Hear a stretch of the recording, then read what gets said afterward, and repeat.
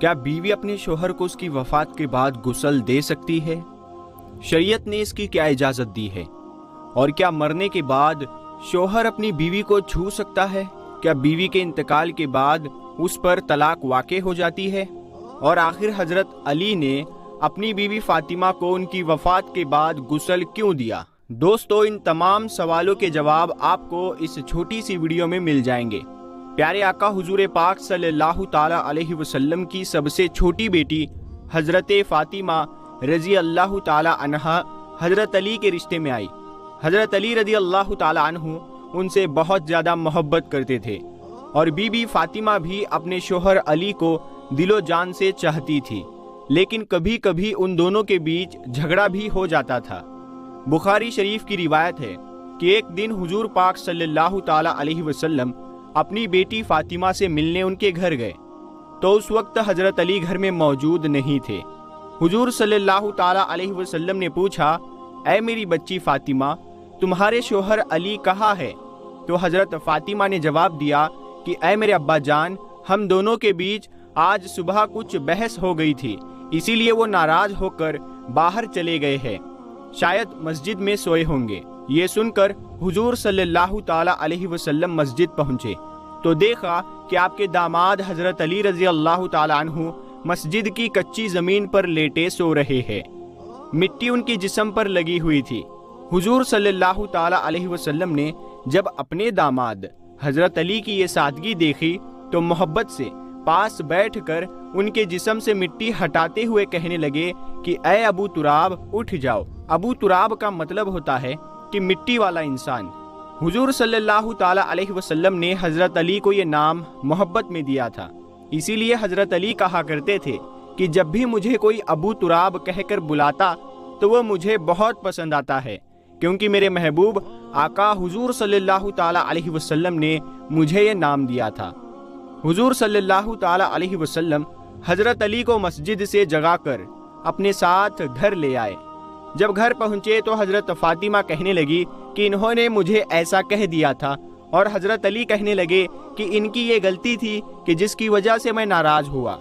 ابھی یہ دونوں اپنا جھگڑا سنانے ہی جا رہے تھے کہ حضور صلی اللہ تعالی علیہ وسلم نے دونوں کو خاموش کر دیا، اور پھر دونوں کا ہاتھ اپنے سینے پر رکھتے ہوئے کہا کہ چلو بھائی، تم دونوں میں صلح ہو گئی یا نہیں؟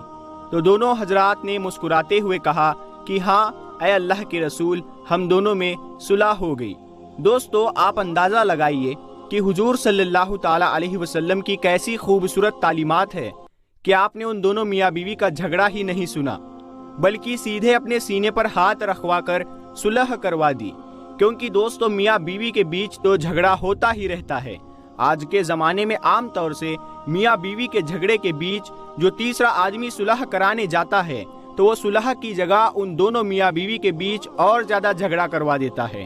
اسی طرح حضرت علی کا ایک دوسرا واقعہ بہت مشہور ہے کہ ایک دن حضور صلی اللہ تعالی علیہ وسلم کو کسی نے آ کر خبر دی کہ اے اللہ کے رسول، آپ کے داماد حضرت علی ابو جہل کی بیٹی سے نکاح کرنا چاہتے ہیں، کیونکہ دوستو ابو جہل کی بیٹی مسلمان ہو گئی تھی اور وہ مکہ سے مدینہ ہجرت کر کے آ گئی تھی۔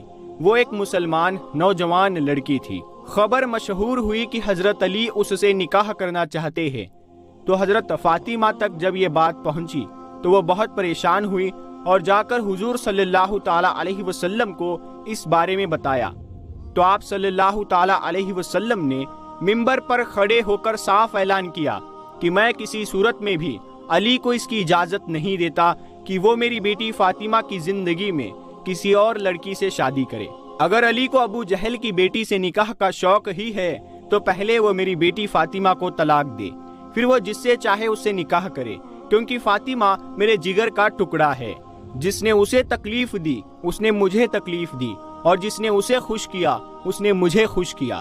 اسی لیے حضرت علی رضی اللہ تعالی عنہ نے پھر حضرت فاطمہ کے رہتے ہوئے کسی دوسری لڑکی سے شادی نہ کی۔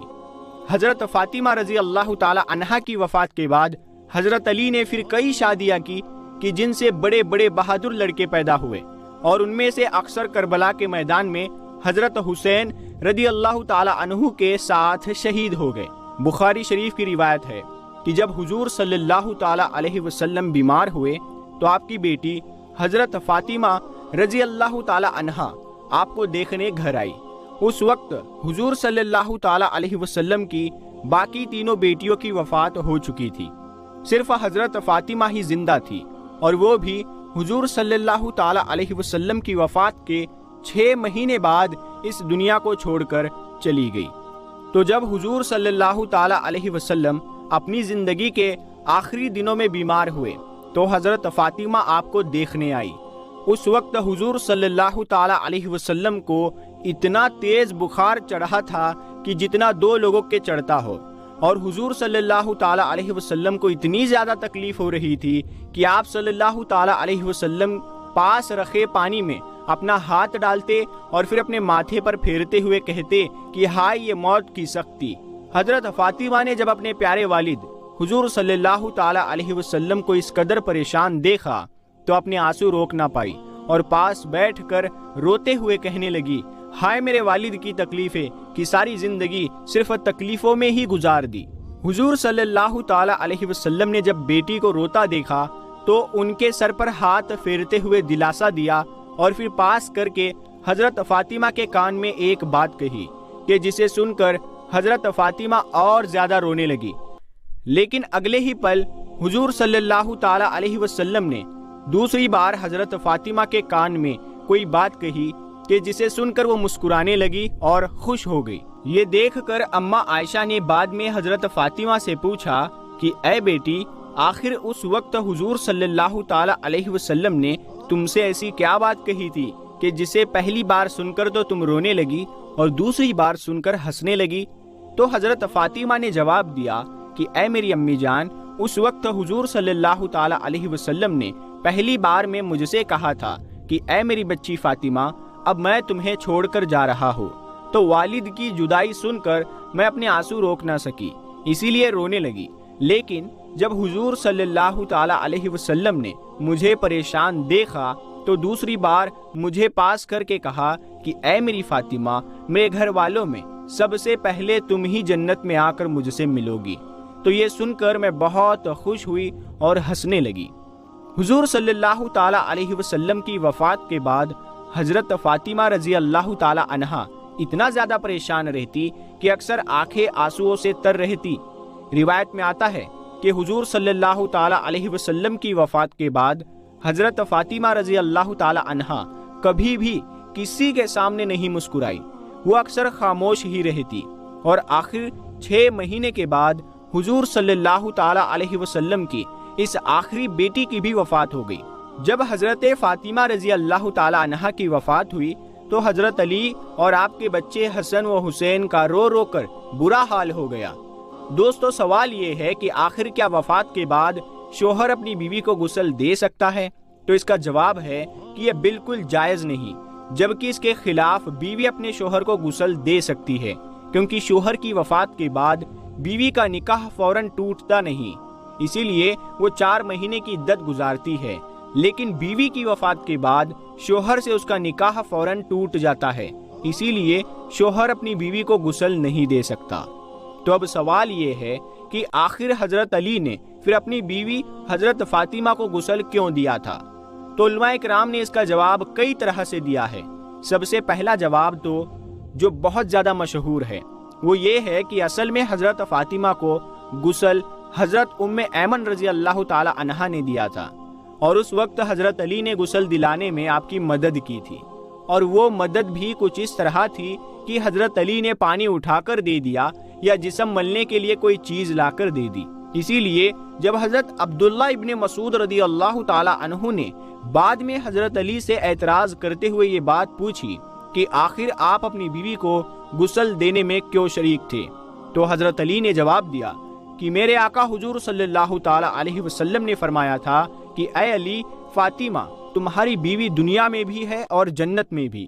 تو دوستو، اس روایت سے معلوم ہوتا ہے کہ حضرت علی رضی اللہ تعالیٰ عنہ کی یہ خصوصیت تھی اور دوسرے لوگوں کے لیے اس کی اجازت نہیں ہے۔ ان کے لیے وہی مسئلہ ہے کہ بیوی کی وفات کے بعد اس کے جسم کو ہاتھ لگانا یا غسل دینا شوہر کے لیے بالکل جائز نہیں۔ اللہ تعالیٰ ہمیں بھی دین کی زیادہ سے زیادہ سمجھ عطا فرمائے اور اپنے پیارے رسول کی پاکیزہ زندگی کے مطابق ہماری بھی زندگی بنا دے، آمین یا رب العالمین۔ پیارے دوستو، اگر آپ کو یہ واقعہ، یہ ویڈیو پسند آیا ہے تو آپ لوگ اسے ہر بار کی طرح لائک کریں اور اپنے دوستوں میں ضرور شیئر کریں۔ اگر ابھی تک آپ نے ہمارے چینل کو سبسکرائب نہیں کیا ہے تو سبسکرائب کر کے ساتھ میں لگے بیل آئیکن کو ضرور دبا دیں۔